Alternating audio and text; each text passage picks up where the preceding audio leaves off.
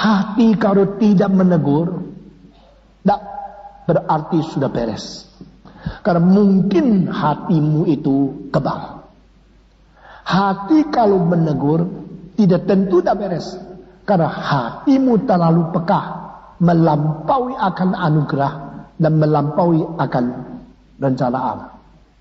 Apakah artinya hati terlalu sensitif, melampaui standar Tuhan Allah? Saudara-saudara, kebudayaan yang mengakibatkan kerusakan hati nurani. Di Tiongkok, karena satu kalimat daripada filosof Mencius 2400 tahun yang lalu, dia mengatakan orang yang tidak hormat kepada orang tua, ketidakhormatan yang paling besar yaitu tidak ada anak. Fu bu xiao you san, wu hou wei da. The biggest dishonor to your parents, you do not give birth to descendant. Kalau engkau menikah tidak lahir anak, atau engkau tidak mau menikah sampai tidak ada anak, engkau kurang ajar sama orang tua. Karena nenek moyangmu itu susah payah terus sampai adakan kamu, kalau kamu berhentikan, kurang ajar. Maka orang harus ada anak. Kalau tidak ada anak itu pun hau yang paling besar, yang paling kurang ajar orang tua. Karena kalimat ini maka mengakibatkan side effect. Jikalau seorang Tionghoa menikah, akhirnya istrinya tidak hamil, dia tunggu 5 tahun, 10 tahun tidak hamil, dia mempunyai hak untuk menikah lagi. Istri kedua tetap tidak lahir, istri ketiga tetap tidak lahir, istri keempat. Karena saya harus hormat sama orang tua. Lu yang bikin gua tidak ada anak, kurang ajar lu ya. Istri-istri dicela. Akhirnya sudah dapat 7 istri semua tidak ada anak. Periksa dokter baru tahu dia sendiri yang tidak beres. Nah, istri-istri itu sudah dilecehkan. Side effect ini mengakibatkan pentingkan pria melecehkan wanita sebagai satu ciri khas kelemahan nasionalisme orang Tionghoa. Di situ ribuan tahun perempuan itu dikorbankan hanya karena kalimat itu. Nah sekarang kalau seorang pria sudah menikah, istrinya tidak ada anak, dia menikah lagi, dia rasa tidak apa-apa karena engkau tidak ada anak. Salah satu sebab boleh membuang istrinya adalah karena tidak melahirkan anak. Di antara 7 sebab, salah satu tidak ada anak, salah satu terlalu cerewet. Perempuan yang terlalu cerewet boleh diceraikan. Yang tidak ada anak, anak tidak ada, mulut kebanyakan, begitu sudah. Tetapi seorang wanita kalau dia menikah dengan seorang pria, akhirnya tidak dihamili, tidak dapat anak, dia mau menikah lagi, tak berani. Karena apa? Hati nurani dia menegur dia, lu perempuan, kamu tidak boleh menikah lagi. Kenapa begitu? Karena kebudayaan. Jadi hati nurani bisa menjadi terlalu peka, bisa menjadi terlalu kebal karena pengaruh kebudayaan. Kebudayaan itu telah menghancurkan kemurnian fungsi hati nurani yang secara tidak sadar diterima sebagai satu hal yang wajar. Di India ada satu kejelekan kebudayaan. India yang kuno, kalau suaminya mati, istri harus mati bersama.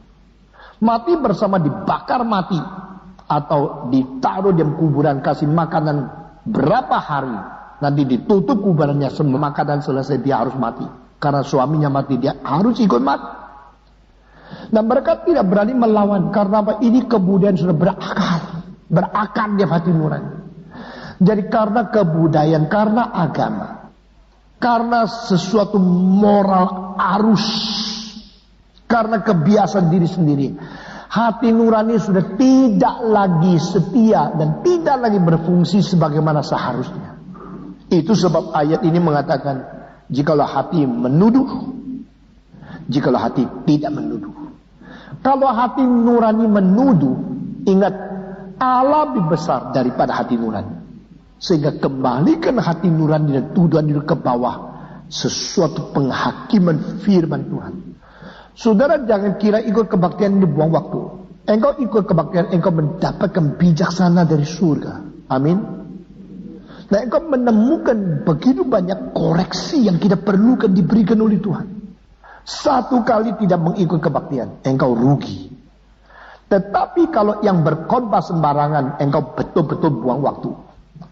Engkau ikut kebaktian yang tidak bertanggung jawab, khotbahnya ngawur.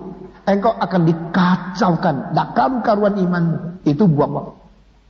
Tapi kalau engkau ikut kebaktian di mana firman Tuhan itu betul-betul begitu tajam, begitu akurat, memberikan pencerahan, bahagialah kamu. Jikalau hati nurani menuduh, kembalikan kepada Tuhan Allah. Jikalau hati yang sudah takut kepada Tuhan, yang sudah berbakti dengan sungguh-sungguh, takluk mematukan kepada kedaulatan Allah dan mengerti standar itu, akhirnya tidak menuduh, bersyukur.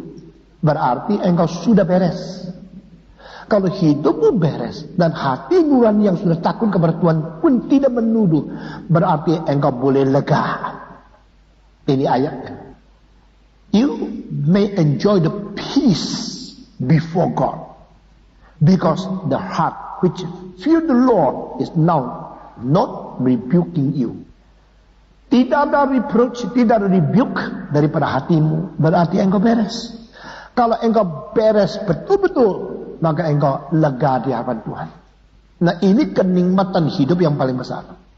Engkau mempunyai uang yang banyak sekali, tapi uangnya itu tak beres diperoleh. Hatimu akan menegur dan engkau tak mungkin tidur nyenyak.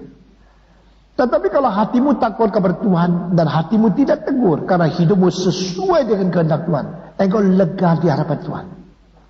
Orang yang hidupnya begitu damai di hadapan Tuhan, menikmati perdamaian dari Tuhan, dia menikmati hidup dengan sesungguhnya. Dia boleh tidak ada ketakutan, boleh berani di hadapan Tuhan. Ini ayatnya.